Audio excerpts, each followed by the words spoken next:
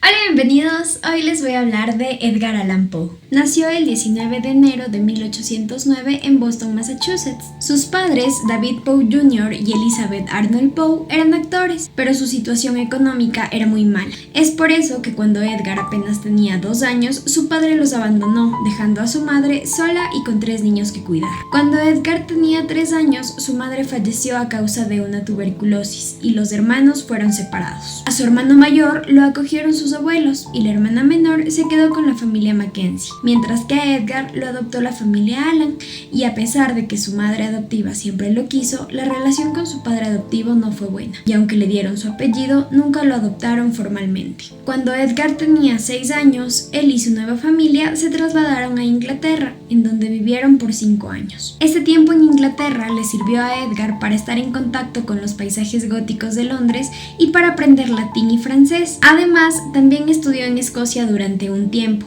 Ahí conoció las tradiciones y leyendas escocesas. Cuando Edgar tenía 11 años, volvieron a Richmond y ahí surgió su gusto por la lectura, ya que en su tiempo libre leía las revistas que encontraba en los almacenes de su padre y escuchaba las leyendas que contaban los marineros. Es así que con tan solo 14 años empezó a escribir sus primeros poemas, en los que ya se va formando su estilo tan particular de escritura. A los 17 años, Edgar entró a la Universidad de Virginia, y fue ahí cuando su padre comenzó a limitar sus ingresos, pero también fue ahí cuando Edgar se hizo gran amigo de las apuestas y el alcohol. Todo esto resultó en una gran deuda que lo llevó a abandonar sus estudios, y su relación con su padre se rompió por completo. Sin dinero, sin estudios y sin familia, decidió viajar a Boston en un intento por buscarse la vida. Ahí logró publicar su primer libro, bajo el seudónimo de Un Bostoniano, ya que su padre no quería que se dedicara a la literatura y él no quería que lo descubrieran. Tamerlán y otros poemas es un libro de 40 páginas del que tan solo se imprimieron 50 copias. Al no tener éxito con la distribución de su libro,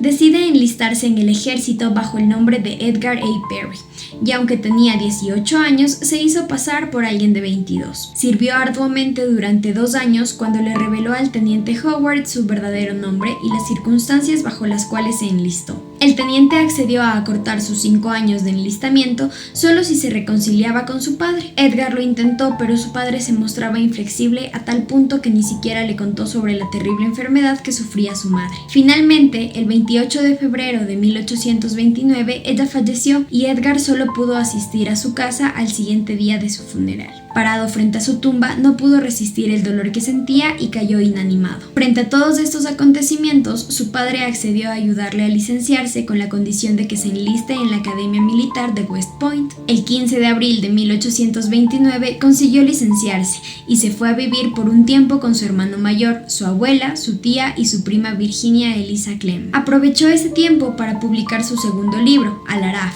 y aunque afirmaba que lo escribió cuando tenía 15 años, este no fue del todo comprendido. De todos modos, recibió un par de elogios de parte de reconocidos críticos de la época. En julio de 1830 fue admitido en West Point, pero a pesar de sobresalir en sus clases, su estadía fue corta, ya que lo acusaron de grave abandono del servicio y desobediencia de las órdenes, al negarse a formar y no acudir a las clases ni a la iglesia. En febrero de 1831 viajó a Nueva York, donde editó su tercer libro titulado Poemas, que pudo publicar gracias a la donación de 75 centavos de cada uno de sus amigos de West Point. Este libro contenía poemas románticos y también una versión editada de Tamerlán y Al-Araf. En marzo de 1831 regresó a Baltimore, a la casa de su familia. A los pocos meses, su hermano mayor falleció debido a su alcoholismo. A raíz de eso, Edgar se dedicó a escribir géneros más comerciales que la poesía, ya que la situación económica de la familia era muy inestable. Es más, durante los siguientes 4 años, la familia vivió en condiciones de extrema pobreza. Es cuando en 1833 Edgar decidió hacer a un lado su orgullo y le escribió a su padre pidiendo ayuda, pero su carta nunca tuvo respuesta. Afortunadamente, un periódico de Baltimore le otorgó un premio de $50 por su cuento Manuscrito encontrado en una botella. Un año después, en 1834, su padre fallece dejándolo fuera de su testamento. Manuscrito encontrado en una botella llamó la atención de un editor de un periódico de Richmond y en 1835 consiguió un trabajo como corredactor. Lastimosamente, no fue capaz de mantener su puesto al ser encontrado ebrio en varias ocasiones. Ya con 26 años, al volver a Baltimore, se casó en secreto con su prima Virginia Eliza Clem, que tenía tan solo 13 años, y aunque existen varias versiones sobre este matrimonio, se afirma que no mantuvieron relaciones sexuales. Edgar recupera su trabajo en Richmond hasta enero de 1837 y durante este tiempo se fue haciendo de una gran fama y reconocimiento debido a sus poemas, reseñas de libros, críticas literarias y obras de ficción. En 1836 se casó nuevamente con Virginia, esta vez públicamente, pero en 1837 abandonó su puesto en la revista. Se trasladó a Nueva York, en donde intentó publicar Tales of the Folio Club, a lo que los editores le aconsejaron escribir una novela larga de aventuras. Fue ahí cuando la narración de Arthur Gordon Pym vio la luz, pero no tuvo una buena acogida. Después de algunos altibajos, consiguió estabilidad durante un tiempo en 1839, lapso en el que pudo publicar numerosos artículos, relatos y críticas literarias, además de su sexto libro, Cuentos de lo grotesco y arabesco.